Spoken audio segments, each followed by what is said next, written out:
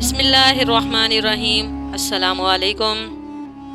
اگر آپ ڈرائیور کو جانے بغیر ایک ٹرین میں پرسکون ہو کر بیٹھ سکتے ہیں تو پھر اپنی زندگی میں کیوں پریشان ہوتے ہیں جس کو اللہ چلا رہا ہے؟ خاموشی سے بڑی کوئی چیخ نہیں۔ ہر گالی، ہر تہمت، ہر الزام اور ہر بدخوئی کا جواب دینا ضروری نہیں ہوتا۔ چینی کہاوت ہے، اگر تم سچ میں کسی کی مدد کرنا چاہتے ہو تو اس کو مچھلی دینے کی بجائے مچھلی پکڑنا سکھا دو۔ ہر اس انسان کو آزاد کر دیں جس کا آپ کی محبت میں دم گھٹ رہا ہو۔ آپ بہت قیمتی ہیں اور آپ کے جذبات سے بڑھ کر اس دنیا میں کوئی چیز معنی نہیں رکھتی۔ سب سے غلط گمان یہی ہوتا ہے کہ ہماری جگہ کوئی نہیں لے سکتا۔ بزرگ کہتے ہیں، آپ کی رگ رگ سے کوئی واقف ہو تو فرق نہیں پڑتا، بس اپنی دکھتی رگ کا پتہ کسی کو نہ دیں، ورنہ ہر رگ دکھنے لگے گی۔ لوگوں کی سازشیں آپ کا کچھ نہیں بگاڑ سکتی۔ قرآن کہتا ہے، تمہارا رب بہترین چال چلنے والا ہے۔ ہمیشہ غلط کرنے سے مصیبت نہیں آتی، بلکہ غلط لوگوں کے ساتھ اچھا کرنے سے بھی مصیبت آ جاتی ہے۔ کبھی کبھی ہم کسی کو چھوڑنا نہیں چاہتے، لیکن سامنے والا انسان ہمارے لیے ماحول ہی ایسا بنا دیتا ہے کہ ہم چھوڑنے پر مجبور ہو جاتے ہیں اور الزام بھی ہم پر آ جاتا ہے۔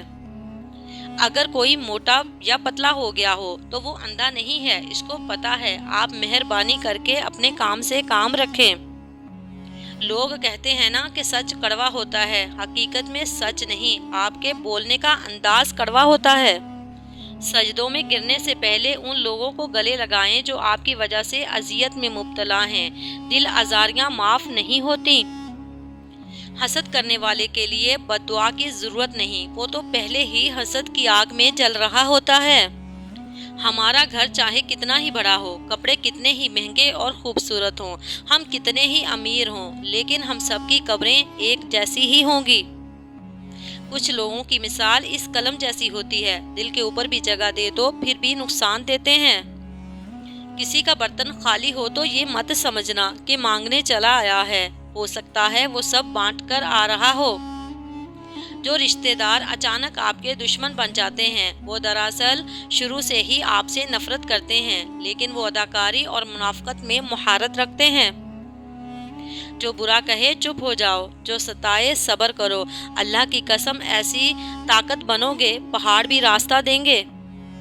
انصاف کرو ورنہ یاد رکھنا، حضرت صالح علیہ السلام کی اونٹنی کے قاتل صرف 4 لوگ تھے، مگر غرق پوری قوم ہو گئی کیونکہ باقیوں کا جرم خاموش رہنا تھا۔ اگر تم خیالوں کی قید میں ہو تو تمہاری ہر آزادی بیکار ہے۔ نصیحت ضرور کریں لیکن سامنے والے کو شرمندہ مت کریں، کیونکہ مقصد دستک دینا ہوتا ہے، دروازہ توڑنا نہیں۔ انصاف کے لیے اکیلے لڑنا پوری دنیا کا سلطان بننے سے بہتر ہے۔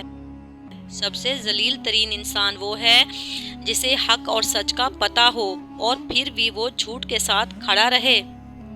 کبھی کبھی میں سوچتی ہوں کہ جو لوگ ہماری ہنسی چھین کر دوسروں کے ساتھ کہکے لگا رہے ہوتے ہیں، ان کے دلوں پر بوجھ نہیں ہوتا، ان کو اللہ کا ڈر نہیں ہوتا کہ ان کی وجہ سے کوئی مسکرانا بھول گیا۔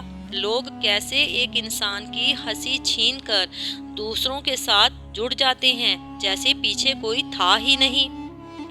یہ تلخ حقیقت ہے کہ آپ کی بات کو توجہ آپ کی حیثیت دیکھ کے ملتی ہے۔ حضرت علی رضی اللہ تعالیٰ عنہ نے فرمایا، مرد جوانی میں اپنے اعمال سے اپنی بیٹی کا نصیب لکھ رہا ہوتا ہے۔ اندھے کو جب نظر آنے لگ جائے تو سب سے پہلے وہ اس چھڑی کو پھینکتا ہے جو اس کا سہارا بنی۔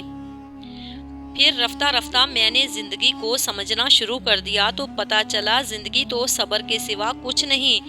کوئی بچھڑ گیا تو صبر، کوئی روٹھ گیا تو صبر، کسی نے کردار پر انگلی اٹھائی تو صبر، جو مانگا وہ نہ ملا تو صبر۔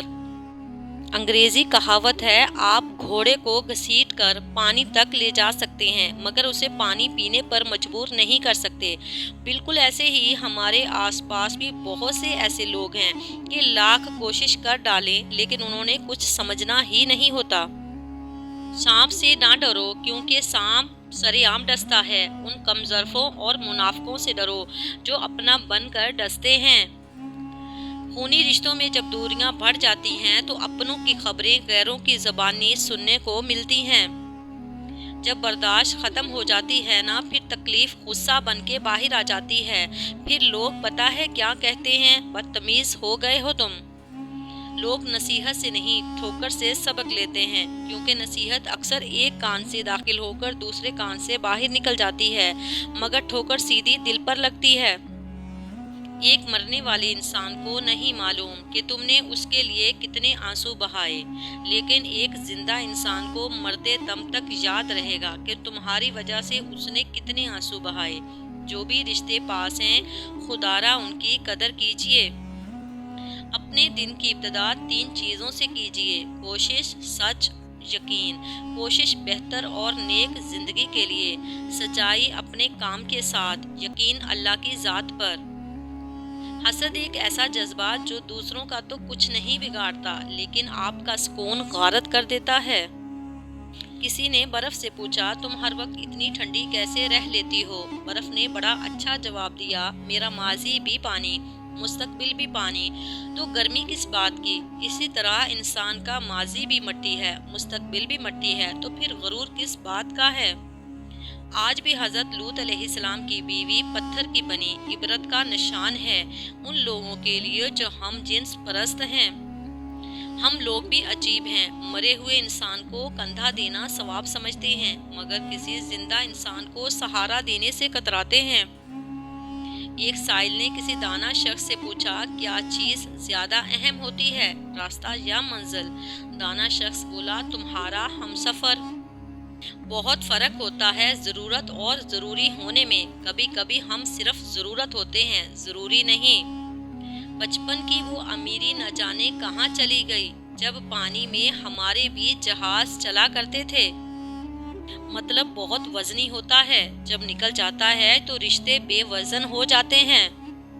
ایک وقت وہ بھی تھا جب مسجدیں گھروں سے زیادہ بلند ہوا کرتی تھیں۔ بھوک واپسی کے راستوں کی فکر بھلا دیتی ہے۔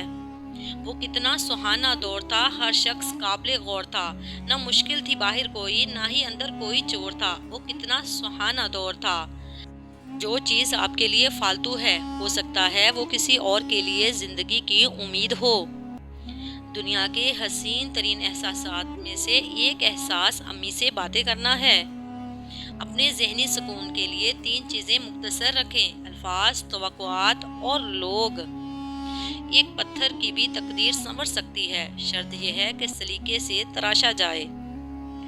جہاں مکان نمبر کی بجائے باپ دادا کے نام سے پہچان ہو، اسے گاؤں کہتے ہیں۔ کسی ایک کا پیچھے ہٹ جانا بہت سے شر، فساد اور نقصان سے بچا لیتا ہے۔ ٹوٹی ہوئی چیزیں جڑ کر پہلے جیسی نہیں بن جاتی، کچھ بھی توڑنے سے پہلے بس اتنا یاد رکھ لیجیے گا، تکبر ایسے بے لگام گھوڑے کی سواری ہے جو آپ کو انتہائی ناپسندیدہ جگہ پر لا گراتا ہے۔ ہماری آنکھیں اس وقت کھلتی ہیں جب ہماری آنکھیں بند ہونے والی ہوتی ہیں۔